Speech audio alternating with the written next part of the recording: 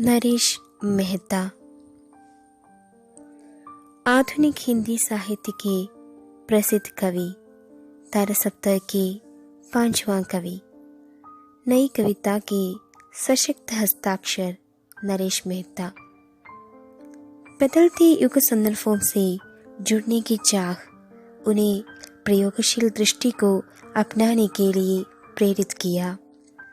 नई कविता के आधुनिक भूमि में अन्य कवियों से वे नए लिखते थे, इसलिए तो उन्होंने बताया था, नया तो मेरा युग है, मेरी प्रकृति है तथा सबसे नया मैं हूँ।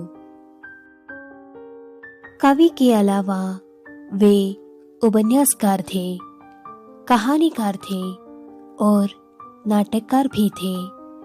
चलिए हम इस बहुमुखी प्रतिभावान कवि के बारे में कुछ जानने की कोशिश करेंगे।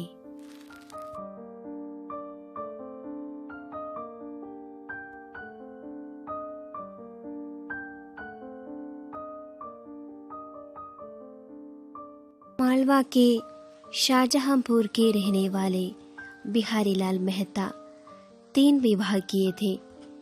प्रथम पत्नी का बिना किसी संतान के मृत्यु हुई। द्वितीय के एक पुत्री थी, किंतु उसका भी स्वर्गवास हो गया। 1922 फरवरी 12 को तीसरी पत्नी सुंदरभाई मेहता से एक पुत्र पैदा हुआ। बिहारी उसका नाम पूर्णशंकर रख दिया। इस तरह पूर्णशंकर उस संपन्न ब्राह्मण परिवार का सदस्य बन गया, लेकिन 1.5 वर्ष की आयु में वो विमादा हो गया। अपने 3 पत्नियों की मृत्यु के आघात पूर्णशंकर के पिता सहन नहीं कर सके और वे समाज से बेतरकी हो गए। पिता के परिवार छोड़ने के पश्चात चाचा पंडित शंकरलाल शुक्ल ने पूर्णशंकर को पुत्र के रूप में स्वीकार किया। 6वीं कक्षा तक वो शिक्षा अपने चाचा के साथ रहकर ग्रहण की और 7वीं कक्षा का अध्ययन नरसिंहगढ़ में अपने बुआ के यहाँ रहकर किया। 7वीं से 10वीं तक वहाँ रहा। 7वीं में पढ़ते समय नरसिंहगढ़ की राजमाता द्वारा सरकार के जन्म दिवस पर आयोजित काव्य पाठ के कार्यक्रम में काव्य पाठ करने का मौका उसे मिला। काव्य पाठ के उपरांत वहाँ के राजमाता पूर्णशंकर शुक्ल का नाम नरेश रखा। ये नाम उसे बहुत अच्छा लगा और वो अपना नाम उपनाम के साथ जोड़कर नरेश कुमार मेहता बना लिया। वही नरेश कुमार मेहता आगे चलकर नरेश मेहता नाम से जानने लगा।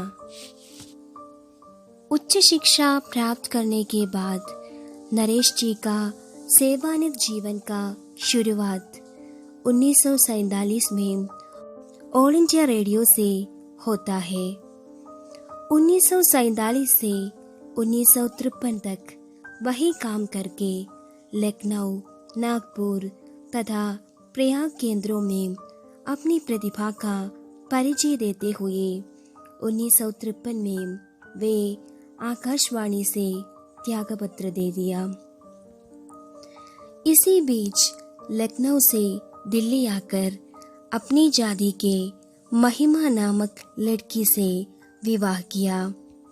उनके 2 बच्चे हो गए, एक बेटा और एक बेटी, ईशान और वन्या, जो उनका बाबुल और बुलबुल बन गया।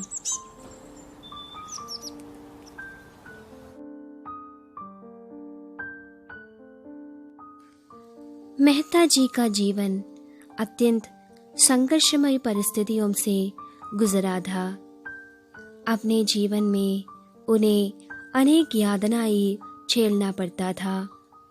ऐसी परिस्थिति कोई भी व्यक्ति को भौतिकता के प्रति आग्रही बना देगा। साथ ही साथ उसमें प्रतिशोध की भावना भरने का भी संभावना है। लेकिन नरेश जी इन परिस्थितियों से बच निकला।